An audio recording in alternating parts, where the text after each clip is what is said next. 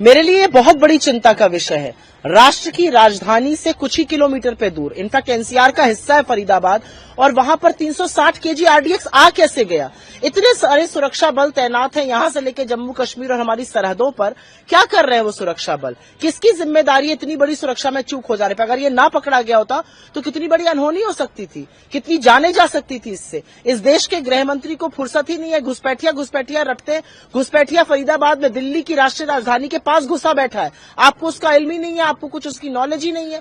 मेरा अपना मानना है सुरक्षा के साथ जो लचर रवैया बीजेपी का है, उसी के चलते पहलगाम जैसे आतंकी हमले होते हैं और उसी के चलते पुलवामा का 300 केजी आरडीएक्स अंदर आता है और आज राष्ट्र की राजधानी के बगल में 360 केजी आरडीएक्स है। ये बहुत चिंता का विषय है और सरकार की जवाबदेही इस पर तय होनी चाहिए। मैम, एक और बात यह है, राहुल गांधी लगातार कह रहे हैं वोट चोरी की बात कर रहे हैं। पब्लिक के मीटिंग में भी उन्होंने इस बात को कहा कि वोट चोरी हो रही है और वोट चोरी के इस मामले में पीछे हटने वाले नहीं है। वहीं तेजस्वी यादव भी इसी तरीके की बात का इशारा बिहार में कहीं ना कहीं कर रहे हैं। उस बात को कह रहे हैं 4 दिन हो चुके हैं। 6 तारीख को जो है पहले फेज का चुनाव हुआ था, 10 तारीख हो चुकी है, लेकिन अब तक पब्लिकली डाटा नहीं आया है सामने। जो है जो मैनुअली डाटा पता चल जाता था, अब नहीं पता चल रहा। क्या कुछ है जो छुपाया जा रहा है? मुझे लगता है राहुल गांधी कह नहीं रहे, राहुल गांधी सबूतों के साथ साबित कर रहे हैं कि कैसे वोट चोरी हो रही है। सबूतों के साथ दिखा रहे हैं कि कैसे 25 लाख फर्जी वोटर मतदाता हरियाणा में ऐड हुए।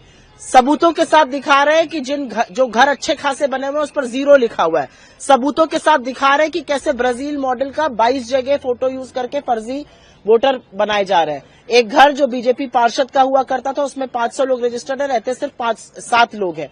तो मुझे लगता है राहुल गांधी सबूतों के साथ सच दिखा रहे हैं और ये एक बिल्कुल हैरान करने वाली बात है कि आज के टेक्नोलॉजी के जमाने में जहां एक बटन पे पता चल जाए कितनी वोटिंग हुई है, 4 दिन से पता ही नहीं है कि पहले फेज में कितने महिलाओं ने कितने पुरुषों ने वोट डाला। ऐसी हवाई बातें हो रही है। ये ब्रेकअप तो जब मैनुअल होता था तो शाम को नहीं तो अगले दिन आ जाता था। आज 4 दिन हो गए, 10 तारीख हो गई, हमें पता ही नहीं है कि कहां पर वोटिंग हुई है, कितनी महिलाओं ने वोट डाला, कितने पुरुषों ने वोट डाला।